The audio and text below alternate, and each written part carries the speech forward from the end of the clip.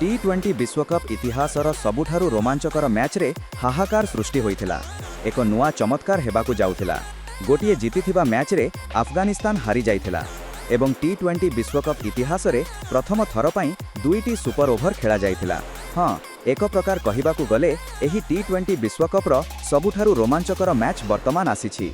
किंबा जेते भी टी20 विश्वकप होईछि सेथि मध्यरु सबुठारु रोमांचकर मैच आज आफ्रिका एवं अफगानिस्तान मध्यरे होइथिला। सेही आफ्रिका को अफगानिस्तान गत टी20 विश्वकप रे बाहर करि दैथिला।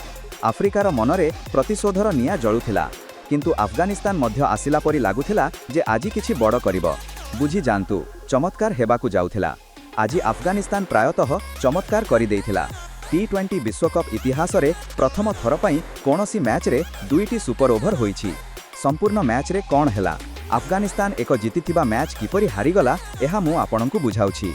प्रकृत रे मैच रे प्रथमे बैटिंग करिथिला दक्षिण आफ्रिका। बोर्ड रे 187 रन करिथिला। आफ्रिका तरफरु भलो बैटिंग करिथिले डिकॉक 59 एवं रियान रिक्टन सर्वाधिक 61 रन करिथिले।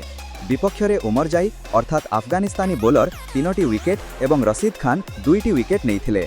एहा परे जवाब रे अफगानिस्तान मध्य 187 रन करिथिला। गुरबाज अद्भुत बैटिंग करिथिले। 42 बॉल रे 84 रन 200 स्ट्राइक रेट रे। एहा परे शेषरे अधिनायक रशीद 12 बॉल रे 20 रन करी एवं नूर अहमद 9 बॉल रे 15 रन करी निज दल को 187 पर्यंत पहुंचाई देइथिले। किंतु शेषरे फारूकी रन आउट होई गले एवं सेठारे आशा भांगी गला। 3टी बॉल रे मात्र 2 रन दरकार थिला। ओभर रो चतुर्थ बॉल रे नूर अहमद सिंगल नेइथिले एवं सामनारू फजल अक फारूकी रन आउट होई गले। एक जीतिथिबा मैच एठारे फसीगला, अर्थात मैच टाई होई गला।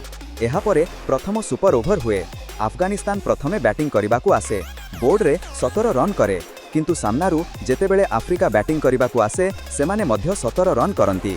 एहा परे पुणी सुपर ओभर, द्वितीय सुपर ओभर, प्रथम सुपर ओभर मध्य टाई होई गला 17 रन। गोटिए बॉल रे आफ्रिका को 7 रन दरकार थिला। क्रिस्टन स्टॉप्स बैटिंग करुथिले। फारूकी फुल टॉस देले एवं स्टॉप्स सामनारे छक्का मारिले। 6 रन होई गला, अर्थात पुणी टाई होई गला। किंतु एहा परे जेतेबेले द्वितीय सुपर ओभर हेला आफ्रिका 23 रन करिदेला।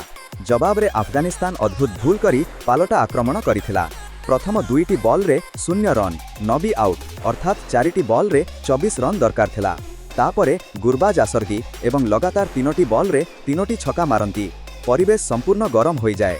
3टी बॉल रे 3टी छक्का, वर्तमान मात्र गोटिए बॉल रे 6 रन दरकार। केशव महाराज बोलिंग करुथिले। चापरे वाइड पकाई देले। गोटिए बॉल रे 5 रन। जदि चौका पड़ी थांता तेबे पुणी ओभर टाई होई थांता, किंतु शेष बॉल केशव महाराज ऑफ उपरे पकांती। वाइड यॉर्कर पाखरे बॉल पड़ीथिला। गुरबाज ताकू डिस्पैच करिबारे असफल रुहंती। सीधा फिल्डरंक हातरे कैच होई जाए एवं एही परी दक्षिण आफ्रिकार विजय हुए। अफगानिस्तान एक जीतिथिबा मैच रे हारी जाए। अफगानिस्तान रो दोषी किए किए थिले एहा उपरे मध्य कथा हेबा। मो मतरे शेषरे जेउ कैलकुलेटिव रिस्क नेबाकू थिला ताहा से नहीं पारिले नाही। फजल अक फारूकी को रन ऑफ नेबाकू थिला, किंतु से नहीं पारिले नाही। सेठारे से मैच हराई देले, रन आउट होई गले। नचेत मैच सुपर ओभर को जाई नथांता।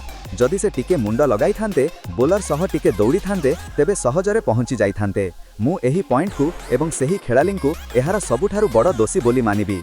प्रथमे से रन आउट होई निज दल को फसाई देले।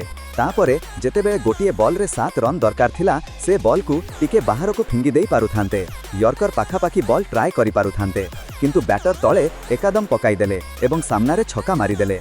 तेणु फजल अक फारूकी मो मतरे एही हार रु दोषी। आपण कोन भाबुछंती? एही वीडियो देखिथिबारु बहुत बहुत धन्यवाद। एमिति स्पोर्ट्स खबर जानिबा पई थर्ड अंपायर ओडिसा को शुभ सब्सक्राइब करंतु।